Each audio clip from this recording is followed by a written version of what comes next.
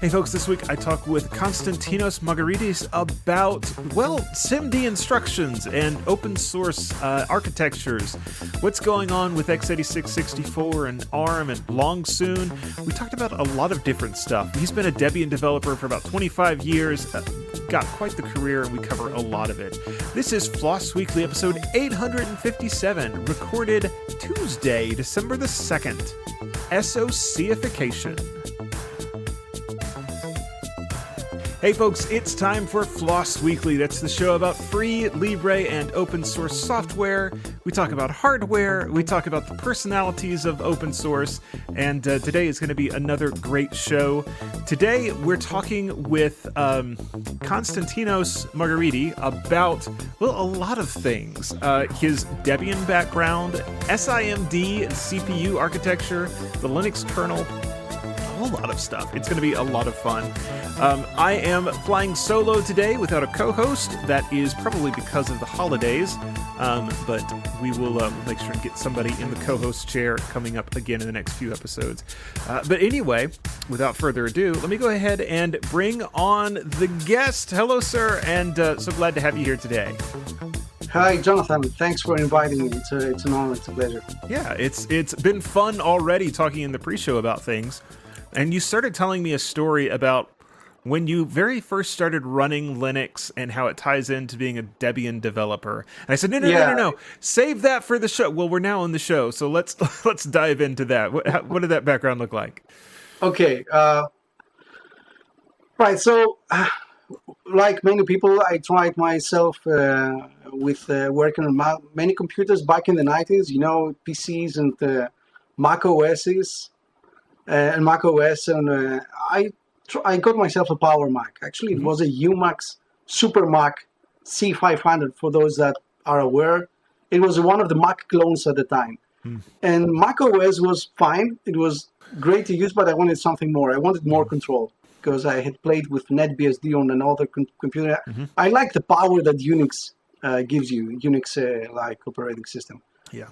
So I said, okay, let's try Linux on that. And it sort of worked, but not really. I mean, there were many things that were really broken, didn't work, like graphics drivers, the software was buggy. And I started, getting into the code more, starting playing with it, fixing bugs, and sending patches to the distributions. At the time, I ended up using Debian. And after a couple of years of bug fixing and sending patches and using that as my daily driver, and some of the guys in Debian said, okay, hey, you're already doing half the job. Why not just apply to become a Debian developer? That was 99. I think it was March 99, something like that. I don't remember. Yeah. And I applied, passed some tests, some interviews with, I don't remember the name, a guy in Germany. And they say, yeah, you sounds good. You're okay. You're fine with us. And I became the first Debian developer in Greece, and that was an eye opener. It opened a whole new horizon on open source software globally. I started interacting and talking with multiple hundreds of people all around the world, and everyone was different, but we all had one shared goal of promoting open source and free software. It's not just open source. It was free software and open source software. Yeah, for sure. So that evolved, and I became more involved into deeper places in the Linux system. I was really into, I didn't care about front end that much. I cared more about the algorithms, optimization stuff, and getting into the low level. Not too low, so I'm not a firmware guy or a Linux kernel guy, but I am more of the... I like optimizing algorithms. So that's how I became involved with a company that at the time was producing PowerPC computers. That was Genesee USA. And through some other Debian developers, I got in contact with those people in the company. Bill Buck at the time, and they liked my approach. So after a while of talking and I started giving away ideas and talking about how to optimize, use the SIMD unit in the CPU, G4 then. I said, okay, hey, why don't you work for us? And I said, okay, yeah, I would love that. So I started working on software optimization using the vector unit of the CPU, the CMD unit. CMD meaning single instruction, multiple data. So for people that are aware, it's a small unit that provides extra instructions to the CPU that operate the same. They provide the same operation on multiple data, multiple elements of the same type. So it doesn't make your computer run faster, but it allows the computer to execute the same instruction on more data. So essentially giving you the idea that it runs faster. Sure. And it's used in pretty much everything. So 3D, crypto, AI right now, AI is just math, right? It's just linear algebra, basically. Matrix multiplication, vectors, tensors, all this stuff. So anything that optimizes this kind of code, this kind of algorithm, uses one or more of those instructions in one way or another. And that always got me into, I like the idea of, okay, let's squeeze that much more performance out of your computer. Oh, yeah. Make it run faster. I mean, why just be satisfied with, 1 gigahertz when you can make it feel like 4 gigahertz? That was at the time the idea. Yeah. Anyway, so eventually that hobby became, well, I wouldn't say passion, but yeah, sort of. And I started to become good at it, and I got more involved. I did some other work in the past, like I've done pretty much everything from Java Enterprise, for front-end development, Linux administration, you name it. I mean, as I guess most of that time. But yeah, the passion was always low-level algorithms and C and C++, but mainly around SIMD. Well, so I have to know, some people call it SIMD, some people call it CMD. So same thing. Yeah, it's confusing. Yeah. Because the acronym means also something for medical devices. So it's Not that confusing. one. Not that one. Yeah, We're not talking about that one. No, we're not talking about that one. Anyway. That's fun. Are you still an active Debian developer? Are you still in Greece? Yes. I'm still in Greece. Ah. I did some time working for companies abroad, for Singapore, Cambridge, US, Germany, Belgium. So I've been around.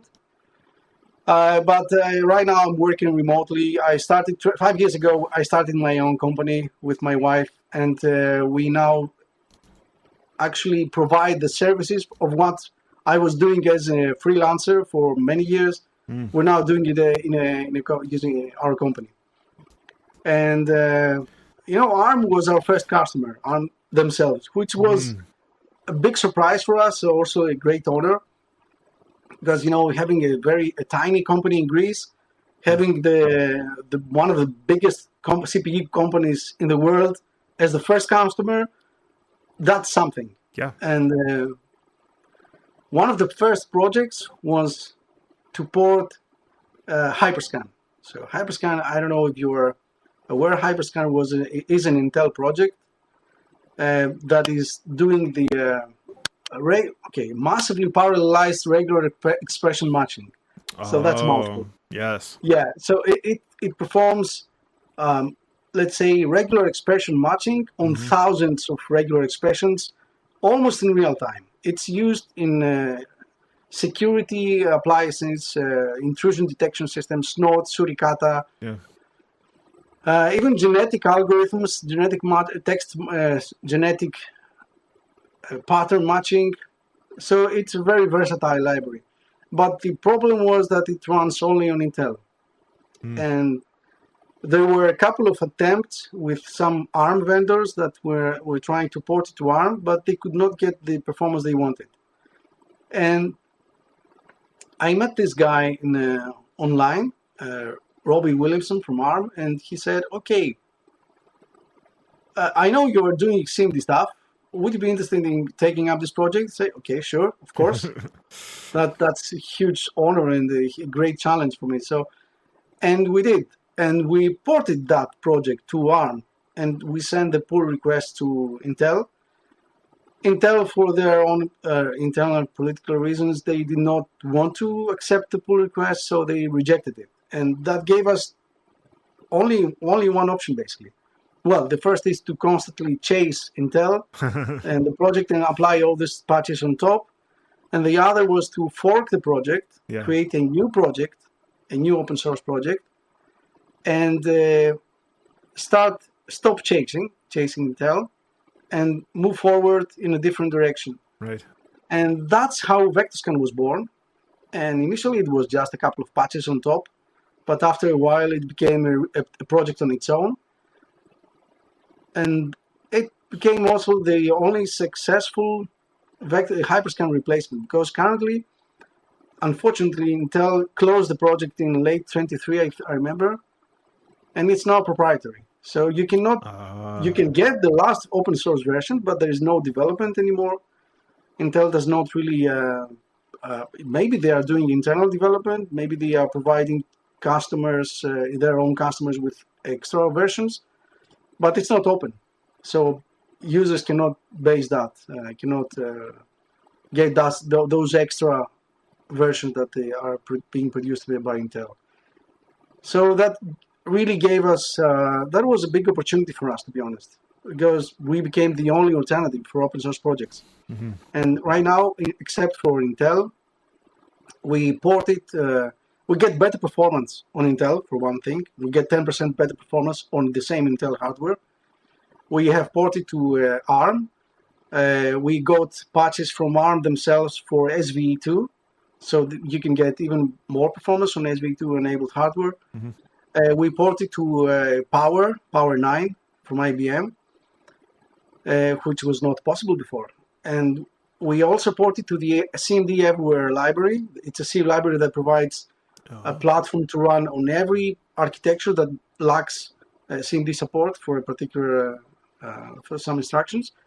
And this has the nice added bonus that you can compile and run the library on software, on CPU architectures that lack any support for CMD instructions at all. Mm-hmm. Not just incomplete support, but let's say you're a vendor, you create a new architecture, a new CPU, and you need some library like that, and you don't have a CMD support already, but you want to test if your front-end software, if your appliance is actually going to work. Mm-hmm. And CMD Everywhere provides this kind of emulation, and you can run it. It's going to be slower, but it's going to work. And our next step is to provide more support for better support for newer instructions in Intel, ARM, but also RISC-V is very important. It's becoming much more important in the free software world. It's not very very fast right now, but it's going to become better. Actually, I have here. I just so happen to have. Yeah, you know this. You probably know this. This is one of the deep computing RISC-V boards, and I'm about to set it up to become one of the first builders for this kind of thing. That's cool. So it's not a speed demon, but it will get the job done. Yeah. Of course, I have lots of ARM hardware, like ARM servers and Ampere systems and some SVE hardware. My wife says that I have too much hardware. So, nonsense. It's not true. Yeah, it's not enough. It's never enough. I still like a mainframe, but okay. Maybe. Anyway, so my wife is watching the show right now, and she is getting quite a kick out of this. I just so happen to have. Yes. Yeah, yes. It's really. I mean, I'm also a collector of retro hardware. Behind me, I have just a small collection, some Amiga, Spectrum, and some other stuff. But this is just 1/10. I have about more than 100 retro computers in another place. It's I don't have them right now Yeah, available, no, but I get it. yeah, 100%. it's like there you can never have enough retro computers. Exactly. Exactly. So I've not been bitten by the retro computer collection bug, but I do have my own share of hardware and so many yeah, things that are within arm's reach that I could say I just happen to have.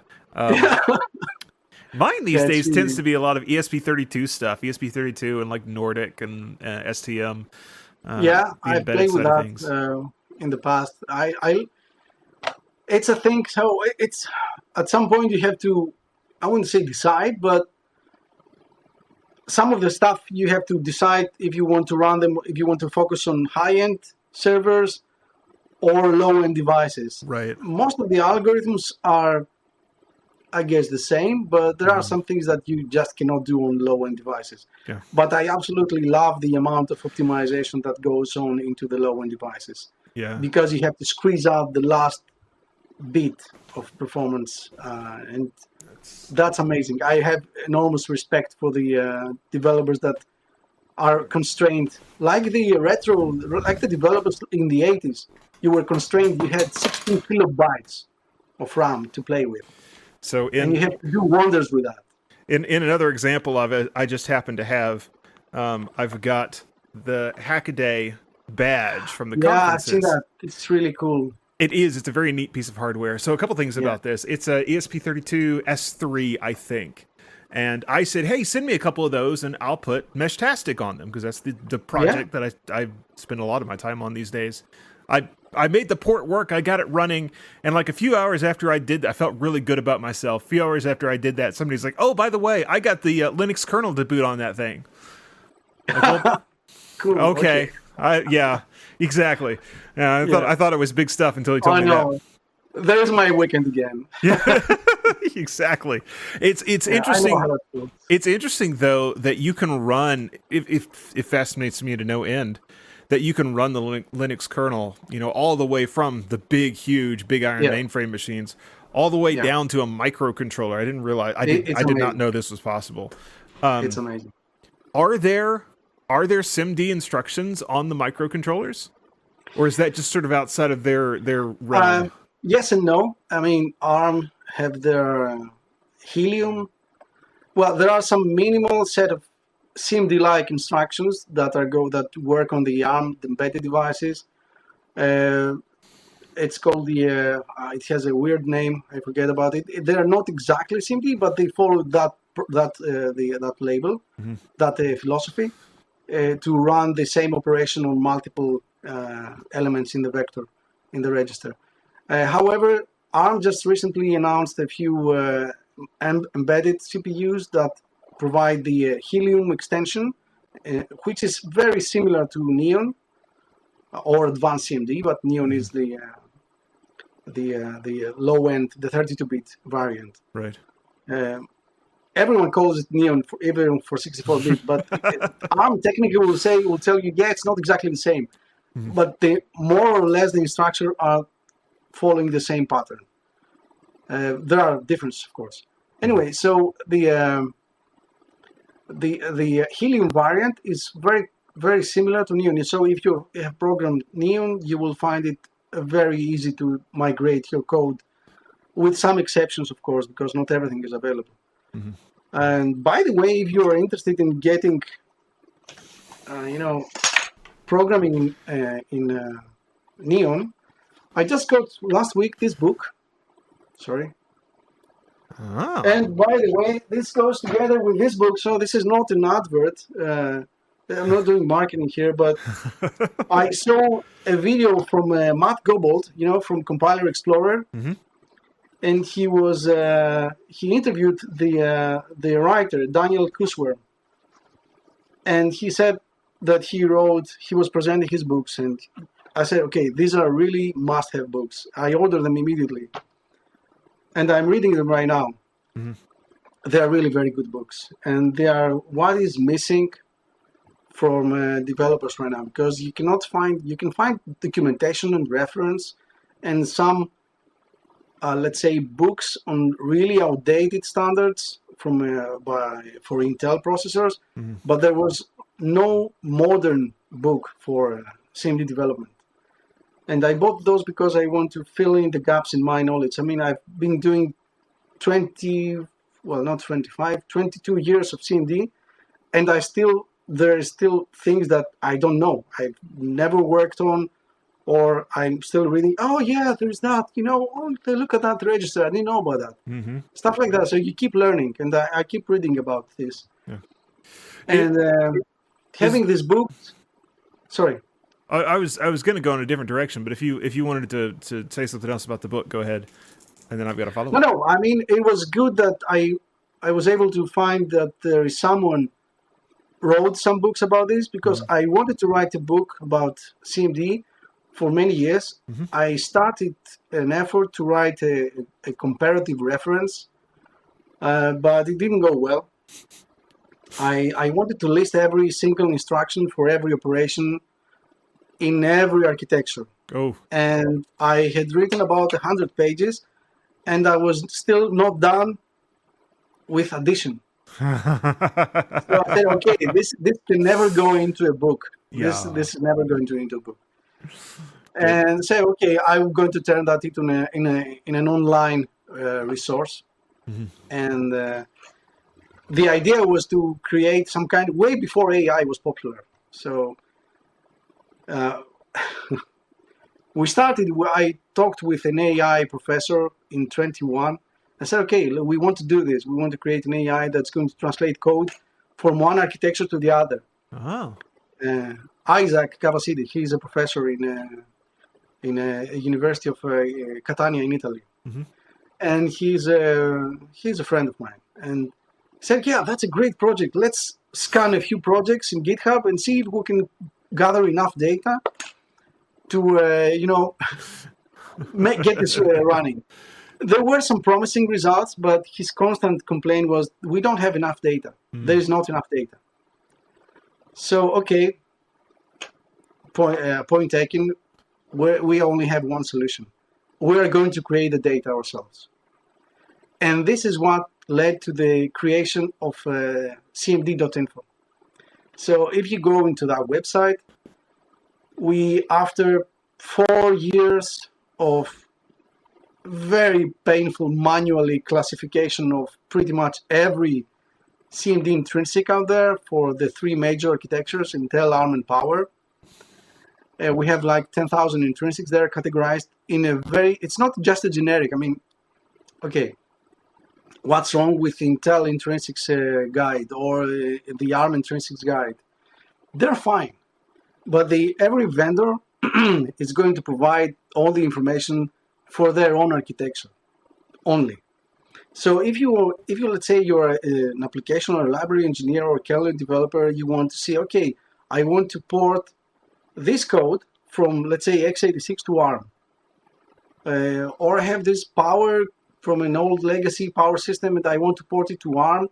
Yeah, I have to look up on the documentation, and finding all the documentation in 3 different places, and sometimes not even in a proper online resource. You have to go and read thousands and thousands of pages of reference manuals for architectures, and different variations of those. Yeah, you're wasting. There goes your week. Okay, especially if the code is complicated, and there is no, as in many cases, there is no one-to-one mapping. If you take away the trivial operations like addition, multiplication, load, store, this kind of stuff, all the other instructions, they basically don't map to each other one-to-one. They're different, slightly different at best, or completely irrelevant from one architecture to the other. And so I said, okay, we need to have an online resource. We did a very fine-grained categorization, extremely detailed. So every operation you're going to find, this is very detailed down to the element level. And why is it needed at such detail? Because the idea is that we're going to use that as data in an AI. LLM is one variant. We tried that. It doesn't seem to be working, but an AI nevertheless. Mm-hmm. Why? Because you're training it. You're giving all the data. Yeah. And you can ask it afterwards, okay, I need to translate this code from one architecture to the other. It's going to go back. It knows the operation. It knows the details about stuff like, okay, how do you translate this? What's the operation equivalent between those two instructions for these two architectures? And it's going to give you, okay, this exists, but this one doesn't have a mapping. And the AI is going to go back one step further and say, okay, there's no equivalent. What can I do with that? I know the operation, so I'm going to try to reconstruct the operation with what's available. This needs a lot of work. I'm still working on that with my team. It's promising. We wrote some blogs on the same platform, cmd.info, and we chose a 24 billion model to fine-tune with our own data. And we actually provided, we created an open source model, an open source project to compare all these results by sending them to ChatGPT, Claude, DeepSeek, DeepCoder, and some other models. We actually evaluated about 40 models in total. Oh, wow. And we managed to beat every one of those for trivial cases. And for some not so trivial. The problem is that when you give it something more complicated, every AI is going to collapse. Yeah. So that's what I keep saying to people. I mean, yeah, AI is going to help you write code. It's going to be very, how to say, if you handhold it, if you really give it a lot of instructions and guide it through all the process, what you want to do exactly and how you want to achieve it. But you really must know what you're talking about. I mean, you cannot just say, okay, take this code, this 1,000 line CMD code, translate it from one architecture to the other. No, this is not going to work. Forget it. Indeed. People that make good use of AI have made the point that it basically works like a very junior developer. And it needs a senior developer. Even worse. I know junior developers that are really very good at translate code between architectures. Sure. It will take them slightly longer, but they will do it. Yeah. The point being, though, that it acts like it lacks a lot of experience, and it needs someone that's experienced to hold its hand to get the results that you want. Yeah. Exactly. So you mentioned just now C code, and this is a question I was going to ask. Are we talking about, when we're doing SIMD work, is it a lot of, is it C code, or are we writing at lower levels than that? Are we doing actual machine code? Okay, good question. So, of course, the best performance you're going to get with assembly, right? Yeah. So there's no discussion about that. Well, you always have complete control of that. If you're a skilled assembly programmer, yes, my assembly code would not do very well. I've done a lot of assembly, but I will not go to assembly unless I really have to. Sure. So you can get 80% of the work. It's like the 80-20. You can get 80% of the job, of the performance you want, using C and C intrinsic. Yeah. Right? Which is essentially a wrapper on top of assembly instructions. Yeah. Most of the time. The problem is that if you really want to squeeze the hardware as much as possible, there are some things that you really cannot do that easily with C and CMD intrinsic. You have to revert to assembly. And that's where I'm at. I'm really at the point where it's not enough for me. I mean, C code, it's a very good first attempt, but if I want to get the max, I'm going to revert to assembly. And assembly is going to give me the top performance it can give me. I'll give you an example. So RISC-V has recently released their own CMD. Well, vector, it's not exactly CMD, it's vector extensions. It has some CMD ideas, but it's more closer related to the Cray vector instruction from 1970s, because they are following the idea that the vector is not a fixed length. It's more like, I set the length of the vector, and I decide on the operator and tell you, okay, start, iterate, do this algorithm on top of every vector element, and then when it's done, that's it. I mean, compared to traditional, let's say, SIMD, you have 128 bits, which is 16 bytes, or 32 bytes, or 64 bytes with AVX512. Fixed widths, yeah. SVE is in the middle. It can give you up to 2048 bits, SVE2 from ARM, but it's more implementations are more limited, like 128 bits, 256. To my knowledge, there is no 512 yet. RISC-V is a bit more open in that aspect. So you don't have to change the code. You don't have to recompile the code. You don't have to rebuild it for every variant in the vector. With SV2, that's one big drawback. If I have, let's say, a CPU that provides 128 bits, I compile my SV2 code for that architecture, for that variant.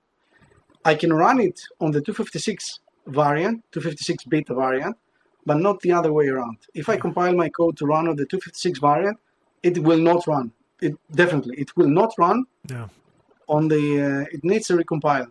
I mean, and if you compile it for if you compile it for the 128, it'll run on the 256, but it'll run slower than it would if you recompiled it for that particular. I know. Okay, someone is going to say, "Yeah, liar. That's incorrect. This is incorrect." So, okay, here's the thing: if you do a runtime detection of the vector size, yes, it will run, because it will detect that the vector size in both cases is one case 128 and the other case 256 or 512 or whatever. And then it will run the algorithm correctly. But if your, let's say, code depends on the vector size being fixed, like if you have a fixed algorithm for DCT, for example, discrete consigned transformation, and you wrote your algorithm for 128 bits, and you depend on your size to be that long, then it will probably run on 256. But if you depend on the vector size being 256, then you cannot make it run on 128. Well, it will run, but it will produce incorrect results. So it's a bit of a problem right now with ARM. My guess is that it will mature and people will provide the better solutions in the next years. RISC-V is a different kind of problem. There is quite a huge variety in the ecosystem. Too many vendors, too many CPU variants. There are CPUs that provide the RVV 1.1. There are others who don't. And that's why they had to create the RVA23 standard, which sets a baseline. Okay, so if you want to be called baseline architecture for RISC-V, you have to provide and support these extensions. And RVV 1.1 is one of them. I hope it will work out, because before that it was very, very difficult. And you would have compile code that was depending on this extension, but the other vendor would not include that extension, and your code would not run. It would segfault, or it would give an illegal instruction, like kernel exception, stuff like that. So they were in the same place that ARM was 20 years ago, and thankfully they fixed that. It's kind of the downside, if there is one, to having a completely open source ISA the way that RISC-V is. It sort of turns some of that into the Wild West, and you get that fragmentation problem. Exactly, yes. Now the problem with RISC-V, which is going to be also a problem for us, the goal is to integrate it into CMD.info, right? And you check the statistics on the side if you go to intrinsics tree, you see the statistics, you see about 10,000 intrinsics categorized, classified. All right, put it into the knowledge base. So 10,000 is a big number. We're going to add the long soon LSX and LASX, which is another, let's say, 1,000. and some MIPS, obscure CMD architecture intrinsic, which are very small. We recently added the mainframe Z, which was a very small number, like 167 intrinsics. Mm-hmm. Now the fun starts with RISC-V. RISC-V on its own has more than 20,000 intrinsics. Oh my goodness. Yes. You see the problem? Wow. Well, Yeah, that's fun. and that's a problem. And to be honest, it's a lot of work for us. And this is not a project that is going to be... this has not been funded by any company, by the way. This is just because we had a passion for CMD development. We have done multiple CMD optimizations for pretty much every architecture there is. And we wanted to find a way to help other developers. Mm-hmm. So providing the cmd.info knowledge base was the first step. CMDI was another step. That's still, it's not gone as an idea, but we've put it on hold because we need to think how it's going to work, because just an LLM is not going to work. Right. But we also created a VS Code plugin that integrates all this information into your VS Code environment, your IDE. So if you go into, let's say, CMD code with CMD 3.6, and you hover over an intrinsic, is going to list all of the details of the instructions, the latency information for every CPU model that supports this instruction. Like this instruction, let's say Ampere is going to cost 2 cycles latency. On Cortex, say 553, for example, is going to cost 5 cycles or something like that. Mm-hmm. So someone that is going to be working on high performance code and the performance critical code, they really want to look at that information. Yeah. Now, we really would like to include pretty much every architecture there. And I have to say that I did contact every company, and they were all, yeah, it's nice, but yeah, we're not going to fund this. We're not going to pay you for it. Yeah. Yeah. With ARM and IBM, it was simple. With RISC-V, it's a bit more complicated. The foundation is interested. I mean, to a person from that I thought they would like that, but they don't have the budget for that. Right. And but the problem is with the RISC-V vendors. I mean, they would all like that, but because they are essentially competitors to each other, they don't want to add a competitive advantage and pay for themselves only. Anyway, so if someone from that side listens, we will be happy to take up on the task and to include that information in the documentation. Yeah. And to be honest, I would be happy to open source everything in there. I mean, it's open, but it's not open source yet. Got it. It's really a challenge for RISC-V, isn't it? I've seen some of the distros have complained about this too, because there's not the various implementations of it are so different. There's not an easy way to do, and I guess we have the same problem in some cases on x86-64. Like Intel and AMD can't figure out whether they want to make AVX 512 standard everywhere or not. Oh yeah, please. That's a whole different game. I mean, it's AVX 512 is like it came out in 2013, right? Right. And until a few years ago, people were still considering, maybe.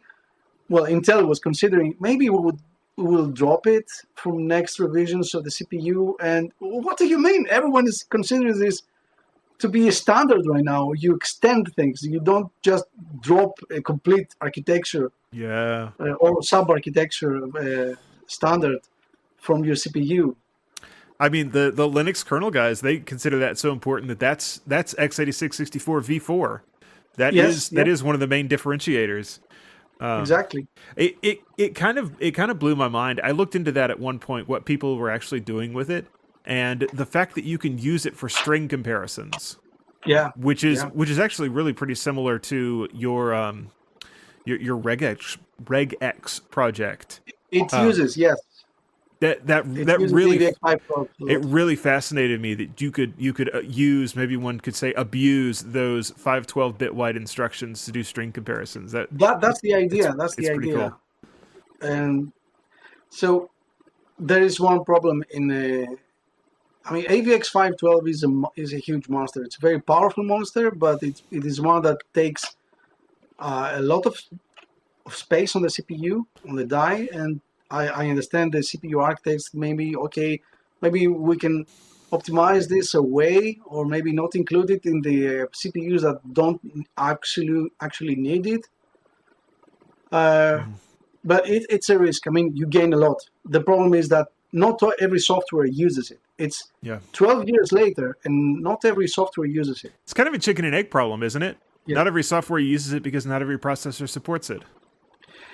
Yeah, that was... I could understand that being the case 5 years ago, or even 10 years ago, because it was a new CPU. But right now, it's pretty much in every CPU you buy out there. So in every Intel and AMD CPU. Didn't Intel except drop... the really low end. Yeah, I was going to say, didn't Intel drop AVX 512 out of a bunch of their new CPUs? Yeah, correct. Thanks Intel. Exactly. So they just shot themselves in the foot. Well, I understand that they want to get the energy efficiency features of the newer CPUs and only include what's really needed, like AVX up to AVX2, which is also a very good extension. But AVX 512, well, they should, I don't know. I don't know what is the proper solution. Ditch everything and start from scratch. Keep adding stuff on top. Yeah. I mean, ARM has a benefit there because they have a much, much better, more orthogonal architecture. They still have added many instructions. I mean, if you look at the number of instructions that ARM has piled up on top of the architecture, that's comparable to Intel. Yeah. If you also include SV2 and SVE, and still they get much better battery performance and performance in general. So if I did many benchmarks, and the numbers that I could get, for example, by the Apple CPU, the M1 up to M4, I didn't try the M5 yet. They are mind blowing. I mean, they completely destroy everything. I mean, really... short of a Threadripper and a very high end model at that. Yeah. The M4 is currently the fastest thing you can buy. Well, M5. Yeah. But then again, it doesn't run. I have a MacBook, but I gave it away. I'm sorry to say that. Because I need Linux. And I was using everything in a Linux VM inside the Mac. And I was complaining all the time to ARM and to, hey guys, and Qualcomm, please get your stuff to bed. Get a Linux laptop that works on ARM architecture. It's going to sell a lot. People are really going to buy this. I have for a while now been tempted by the idea of buying a couple of generations back Apple books. So, maybe an M2 or an M3 and then running Asahi Linux on it. Yeah. I have one M2 here. I'm going to play with Asahi at one point. Yeah. I know some people have had very good experiences with that. We were talking about the x86 world, and one of the things that is being talked about right now is dropping 32-bit support out of x86. I'm curious if you have any thoughts on that. Well, it's a risk. I understand the point that 64-bit, it's like it has been around for 20 years almost. It's pretty much a de facto. I mean, every system you're going to buy is probably going to be 99.98% is going to be a 64-bit. But if you miss that, if you drop 32-bit in general, that means you also drop support for embedded. So there are many embedded CPUs that are still produced and sold by every vendor that produce. I mean, ARM, RISC-V, some microcontrollers that are 32-bit. So apart from the kernel, some of those operating systems there use third-party and open-source libraries. If you just drop 32-bit support everywhere, then you risk the possibility, that my software is not going to be running. It's not going to be able to run at all on microcontrollers. Of course, that's a problem we're not going to have today. But in 5 years, if this does happen. And if I see discussions in every architecture, in every distribution, Debian is considering dropping 32-bit. So actually, 32-bit is all actually it's gone. I think ARMHF, ARML is dropped. ARMHF is going to be considered for next version, for the next release. By the way, ARMHF, I didn't mention that. ARMHF was, I could say, was a child of mine. Oh. In 2009, I was working for this US company I told you, Genesee, and I was on loan to Linaro. Okay. Linaro is the consortium pharma companies at that time, and there was this discussion at the time too. Okay, ARM was using the soft float ABI, and there was discussion of converting to and migrating to the hard float ABI, which would increase performance for floating point applications. And everyone was like, yeah, we don't know how much it's going to increase, and we don't know, and it's too much work. We have to recompile everything, and it's going to take years, and it's a lot of work. So, okay, I'll do it. And I used a bunch of Ethica MX smart tops, computers with running at 800 megahertz and 500 megabytes of RAM. I had a cluster of those, and I basically rebuilt everything by hand, manually, long before the bootstrapping operation was more streamlined and automated like it is right now. And that was used to bootstrap the official ARMHF port in Debian. So everyone took it from there, everyone else. Yeah. Now, the thing is that ARMHF did indeed prove to be much faster than the ARML, than the soft float ABI. There was this benchmark that I was showing to an event. Actually, we went in, where was it? San Antonio. I was in the US at the time, San Antonio, Texas. There was an FTF, Free Scale Technology Forum something, in 2005, I think. No, sorry, that was in 2010. And we demoed that. We had two systems running, ARML and the soft float and hard float. And the hard float was running 3 times faster than the soft float. So on the same CPU, same software, recompiled in a different way, that was 3 times faster. So that was a thing. I remember the ARMHF being really sort of coming into its own with the release of the first Raspberry Pi. That was the first. I think that was the first piece of ARM hardware that a lot of us got a hold of that had that hard float in it. Yeah. And, well, there were other CPUs as well, like the NVIDIA Tegra 2, I think. Yeah. The smart tops and smart books from Genesee, the Ethicas, which were really cute devices, really nice. I find it a pity that they didn't get more popular, didn't get a newer version. But they were really nice, like 10-inch smart book, a laptop that could take like 10 hours of battery time back in 2010, right? That was amazing. And but yeah, it is what it is. Yeah, I remember having to sort through various Linux distros to try to find the ones that were actually compiled for ARMHF. And some of the fun of that time period. We have it so nice today when everything is just ARM64 and it works everywhere. Yeah, that was not the case back then. No, no, definitely not. You had to really pray that, or really spend many weekends to get the kernel run on your hardware, especially if it's a completely new. Yes. Yeah. So that was terrible. Yeah, it was trying times. You mentioned a really interesting target, and that's the Longsoon. Here at least in the United States, we don't get to play with these at all. But I'm curious, what's going on with that? What are you seeing with Longsoon? Is that something that other people outside of China are looking to pick up? Not looking to. It's very difficult to get hold of. Right. I bought one. Actually, I bought 2. I bought one version. I have one of them, but it's really under a pile of boxes right now. I managed to brick that with, so that's, I have to fix this. it's funny.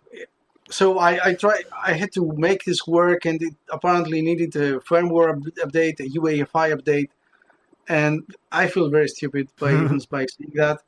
So I downloaded from GitHub the UEFI update. I flashed it onto the on the UEFI, and then it didn't boot. It was bricked. It made just a noise, a beep. Beep.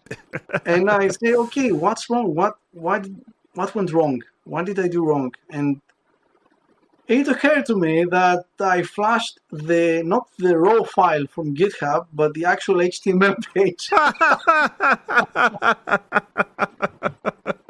So, and apparently there were no safe. There's not an HTML converter. Yeah. Yeah, or something like that to check for the file. I mean, the command to flash just took a binary and flashed it. Yes, that's onto great. the chip. So I have to reflash it using an EEPROM. And anyway, but at one point I did use that platform. I had to order it from China, spend about 200 euros, which is, I guess, about $230, something like that, on customs import, on import duties. And that was really really difficult. I guess right now it's going to be even more difficult.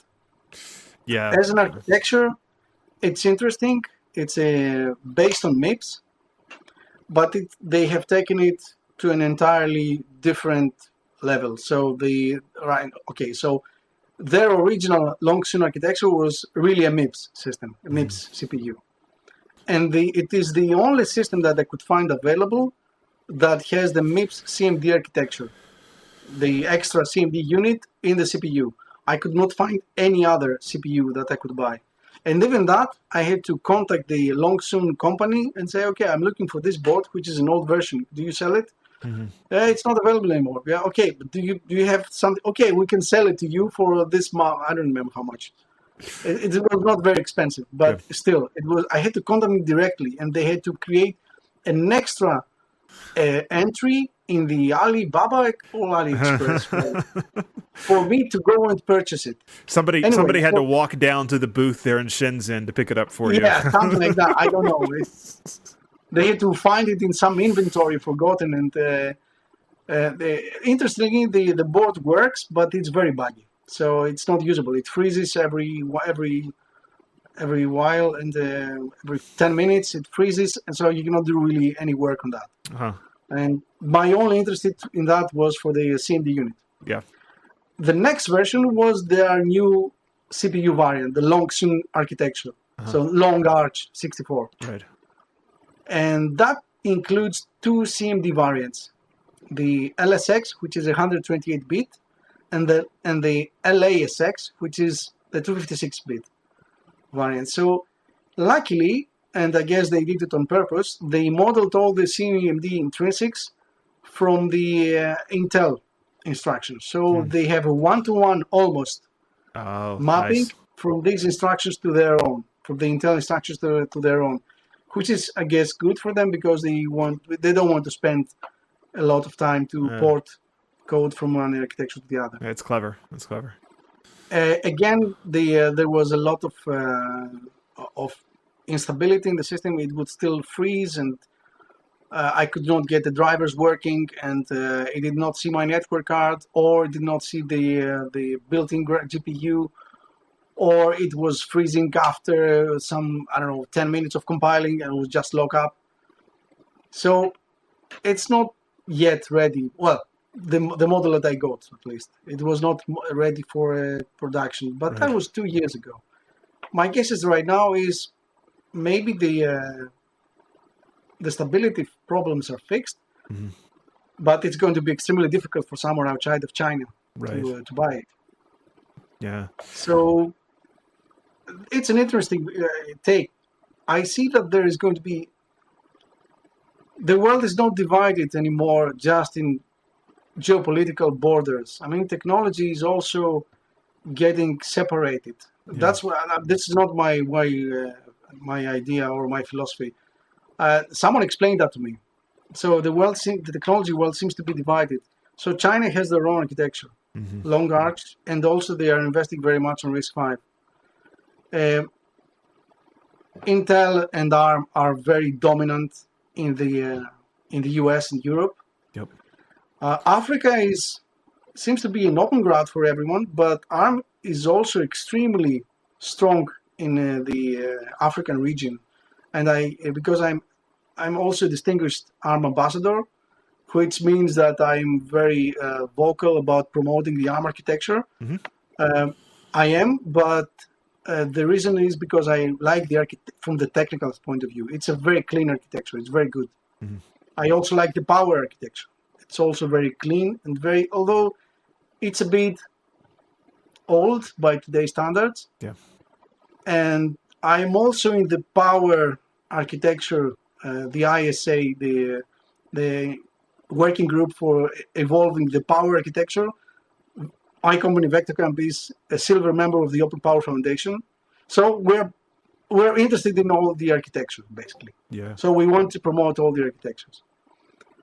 And we're looking at it from a technical point of view, and we want to, okay, let's say you have software that runs in that architecture, and you want to port it, or you want to make it even faster for Intel or ARM or whatever. We do this kind of service. This is what we do. We provide optimization services, basically. Yeah. So anyway, closing the parenthesis.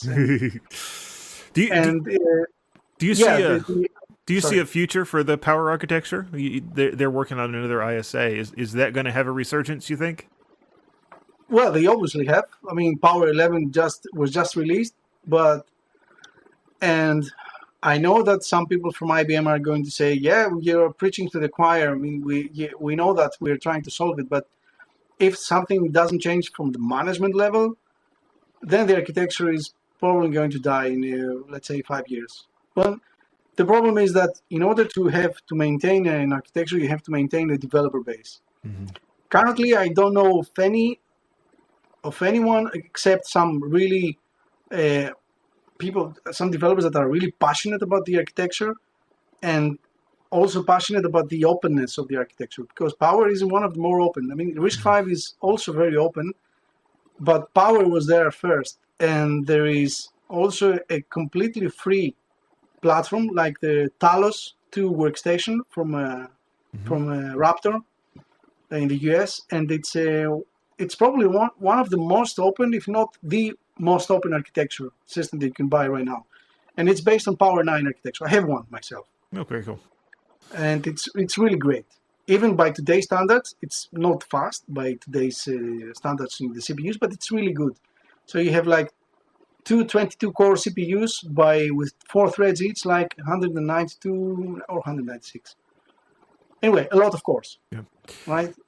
Power 11, that is basically limited to IBM mainframes at this point, isn't it? Yes.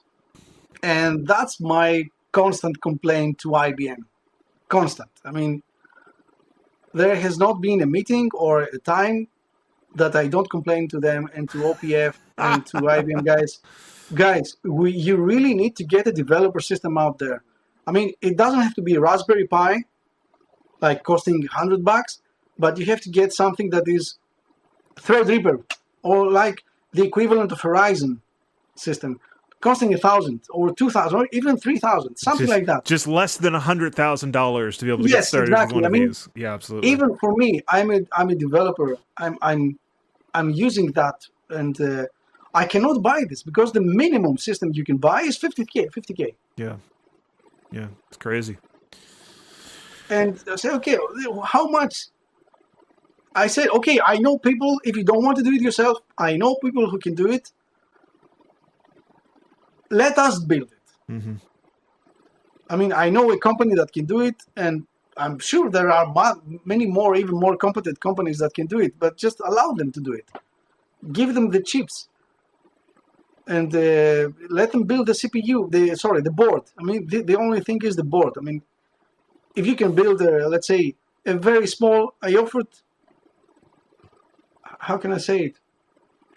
If you could get, let's say that you are an open source, a free software advocate, you could get an completely open platform for, let's say, a fixed memory amount, like 128 gigs, which is like the DGX Spark, right? It's not bad. Yeah.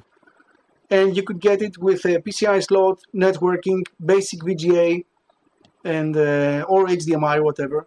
And you could get such a system for 3K, similar price, but it was a completely open. It had a very a Power 10 or Power 11 chip in a small form factor, like micro ATX, if possible mini ITX, but I don't care about that. I mean, it's small, normal PC-like form factor.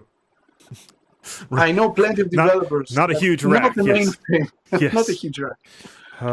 And use off-the-shelf parts, like use the same heatsink standards, like so someone can get a Nook 2, for example. Mm-hmm.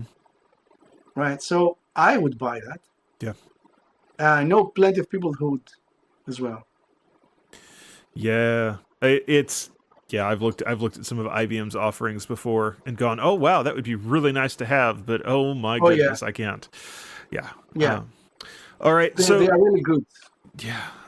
So looking forward, what do you see sort of on the horizon in the CPU, the open source, the CPU business in SIMD support for them? What should people be paying attention to? Okay, so that's not okay. So I have to be both a realist and an idealist.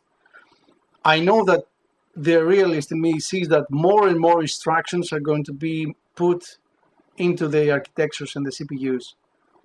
And this is going to be even make the situation even more complicated. Right now you have thousands of instructions and new developers are completely overwhelmed. Mm-hmm. I mean, if you have to go to read a 1,000-page book to learn how to do something that is a bit more advanced, like, okay, add this the elements in the matrix or multiply by a vector. Okay, this is a trivial case. But there are much more complicated cases like crypto. There are very specialized instructions for crypto, or video codecs, like the butterfly DCT instructions, which are completely a mess. And there are numerous variations of the same instruction over and over again. So one thing that I would wish is for someone to produce something simplified. So I would like myself, even though I'm working with this, I personally would like a return to the basics. So, okay, let's start with, okay, what's the base we have here? Okay, we can take a RISC-V base core and add a new extension, not the RVV extension. Why is that? It's a perfectly fine extension, mm-hmm. but it tries to compete with all the others, which keep adding stuff on top. Right. My take would be different. I mean, my take is, okay, I'm going to, this is a personal idea of mine that I would really like to work on. Of course, as it's an expensive idea. So what is the basic problem in any algorithm? Anything, in any program?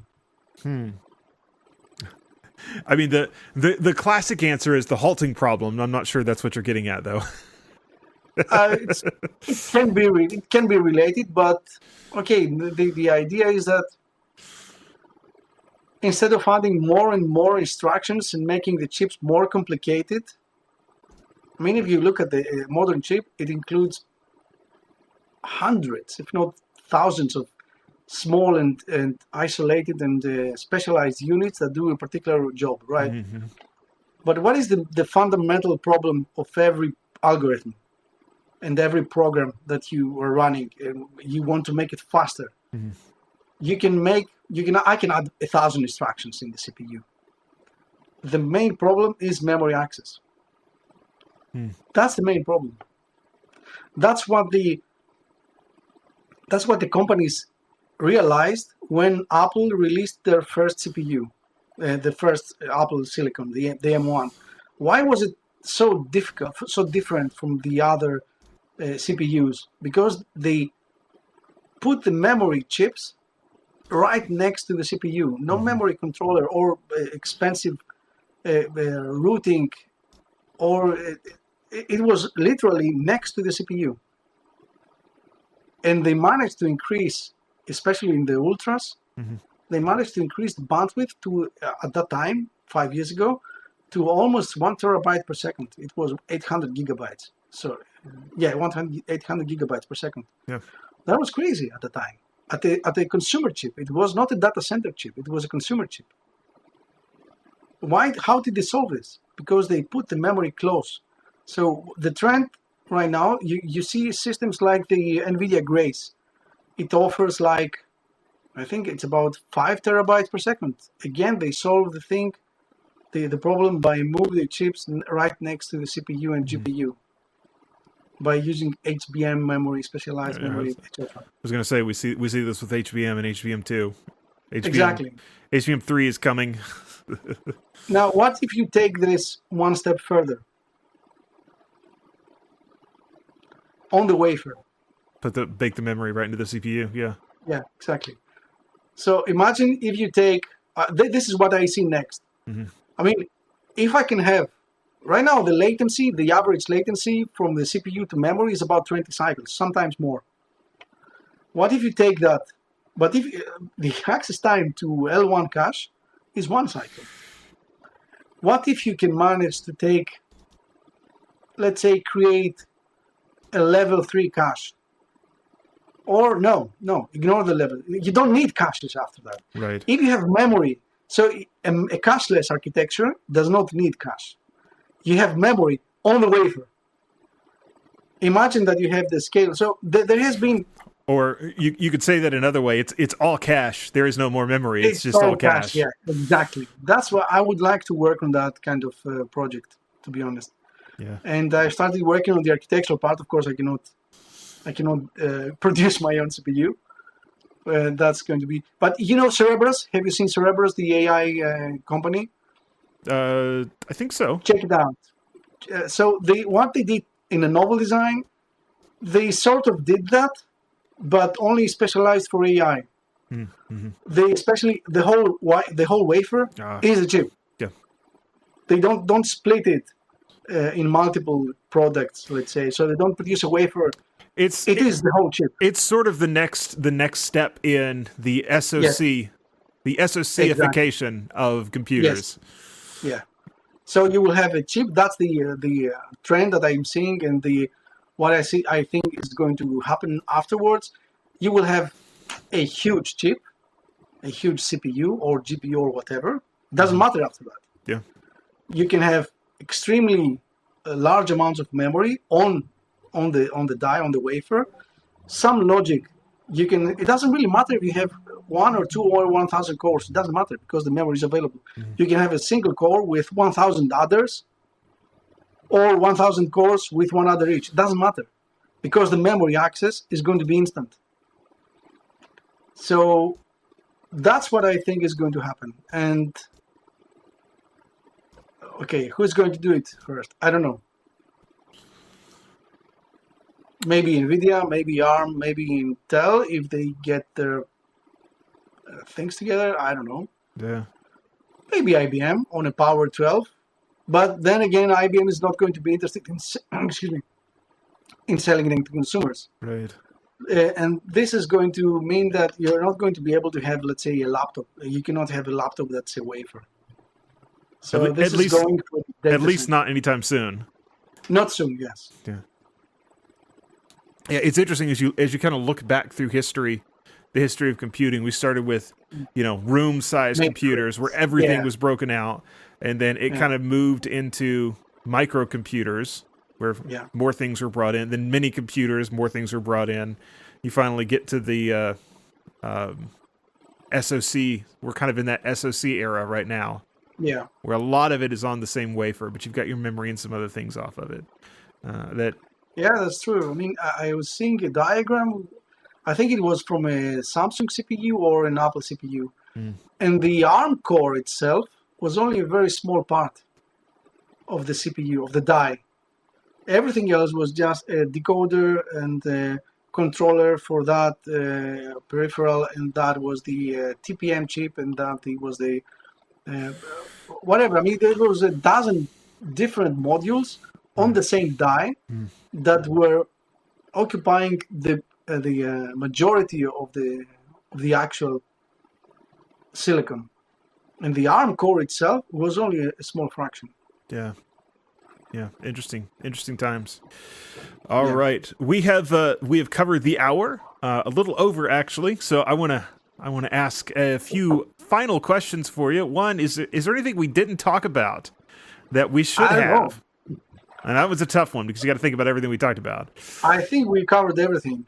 All right. Well, I have to mention the obvious. I mean, if anyone is having the is interested in making their software faster, okay, yeah, feel free to contact us. I mean, vectorcam.gr is the website, and feel free to send us an email. We're a small team, but we are very agile, very, very focused, and very good at what we do. Yeah. Yep. Excellent. So. And then you personally, I've got to ask, what's your favorite text editor and scripting language? What do you spend all day in? Text editor. Okay. So I'm a Vim guy. Okay.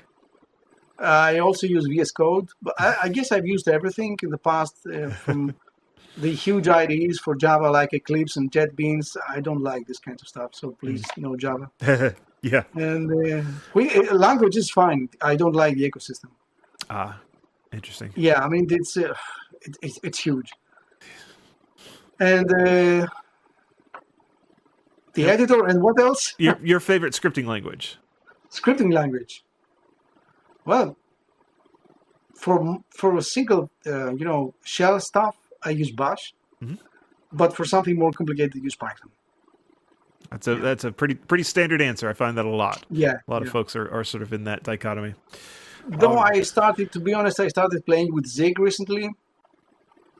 I'm very, very interested in that language. I would say it doesn't have proper CMD support yet. It has some vector data types, but no CMD intrinsics, which is a major drawback for me because I cannot use it. To get the max performance you want, you have to either use assembly or intrinsics. I mean, the high level abstractions, they work, but only up to a point. Right. They don't work if you want max performance. Yeah. Makes sense. Yeah. All right, Konstantinos, thank you so much for your time today. It has been a blast. Appreciate you being here. Thank you. It's really thank you for having me, and it's a nice. I don't know. It's a light in the ocean of YouTube to talk about free open source software, and with someone that really appreciates. Yep, that's one of the things I really enjoy about the show too. Like I said in the pre-show, we just get to sit down. And I have to thank Robert for this also. Yes. Yep. To mention that. Yep, absolutely. Robert from over at Devico hooked us up and put us together. So, all right, appreciate it so much. Yeah. Thank you. All right, I do want to let folks know if they want more of me, there is, of course, the Untitled Linux Show over at Twit, and then also keep an eye on Hackaday. You can see some of my other things, what I get up to there. And other than that, just want to say thanks so much for everybody being here. Next week, we have KS Bashkar of YadaDB scheduled. And then the week after that, we're talking with Jonathan Thomas about OpenShot. So looking forward to both of those. We appreciate everybody that's here, those that watch, those that listen. You get us live or on the download. Thank you so much. And we will be back next week for another Floss Weekly.